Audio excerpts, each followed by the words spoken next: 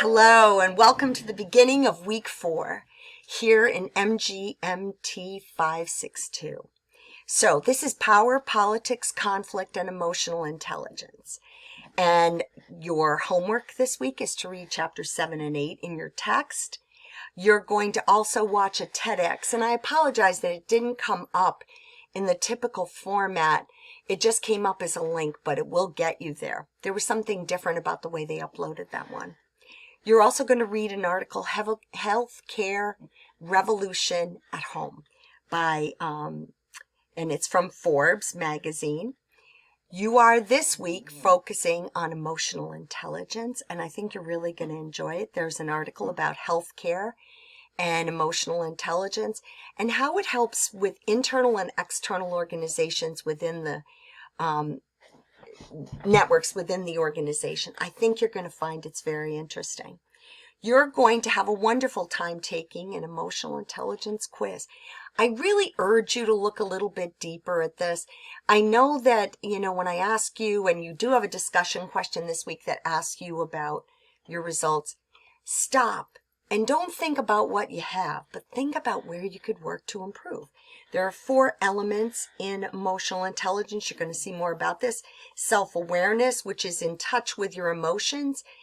Self-management, which means you can manage your emotions, and you're also capable of asserting what the environment is and then making the decisions based on it.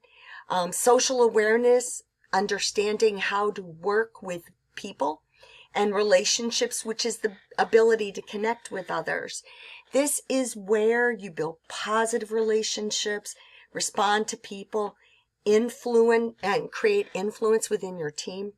You have 2 discussion questions. Again, one is about emotional intelligence, and I do want you to really work on, when you look at your results, what is the area you can work on, and then start to ask yourself within this discussion question area, how could you improve self-awareness, self-management, socialization? Where can you really focus?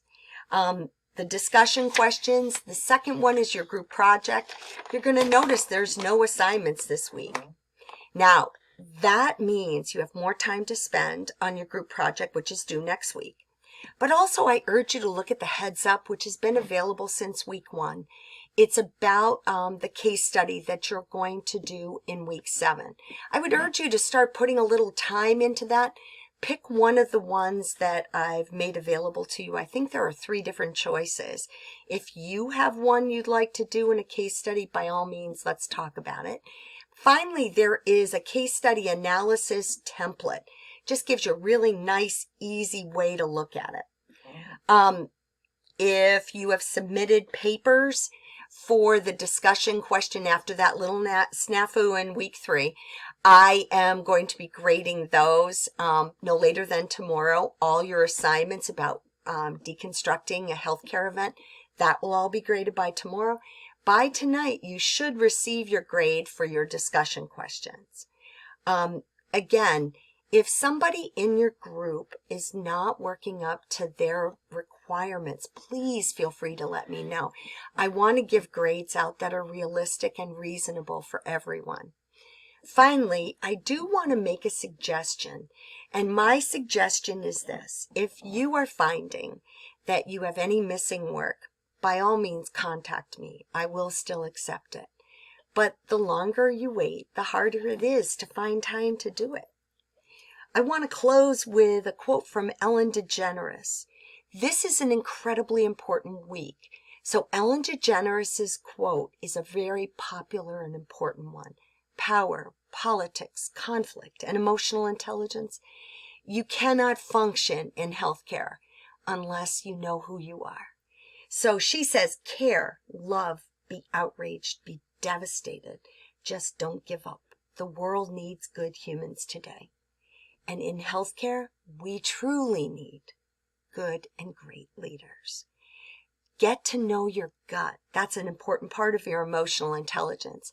If you have not had the chance to read a book by Malcolm Gladwell, and it's called Blank, The Power of Thinking Without, it's all about the power of your gut. And I urge you to pick it up. Take care. Have a great week. And if I can help you with anything, let me know. Bye.